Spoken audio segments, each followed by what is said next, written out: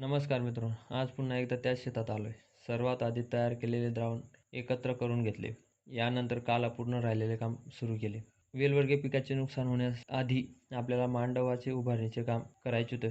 सर्वात आधी खुंटी तयार करून घेतली. जमिनीत व्यवस्थित जावी म्हणून एका बाजूला खुंटीला टोक केले. सगळ्या खुंट्या तयार करून एकाच ठिकाणी नेऊन ठेवल्या. मांडव बांधण्यासाठी लागणारी दोरी योग्य माप घेऊन कापून घेतली. त्या दोऱ्याला ठराविक अंतरावर ठेवल्या. नंतर एकत्र गुंतागुंत होणार नाही याची काळजी घेत त्यांना व्यवस्थित ठेवल्या. ठराविक अंतरावर खुंटी आधी ठेवून दिल्या. नंतर त्या खुंटीला दोरी बांधून मांडव उभारणी सुरुवात केली. मांडव व्यवस्थित घट्ट बांधून घेतला. हे काम पूर्ण झाल्यावर मी ऊसाच्या शेतात गेलो. कारण ऊस हे पीक असं आहे की त्याला जेवढं पाणी असतं तेवढं जास्त वाढ व उत्पन्न मिळण्याची शक्यता असते. शेतात गेल्यावर विजेचाही टाइम झालेला होता. वीज आल्यावर आपला बोरवेल चालू केला. बोरवेल चालू होत ऊसाच्या पिकात पाणी आले. पिकाला पाणी योग्य रीतीने पोहोचेल असे सगळे व्यवस्थित लावून दिले. मग काय, आजच्या दिवसाचे काम पण आपटून मी घरी जाण्यास सुरुवात केली.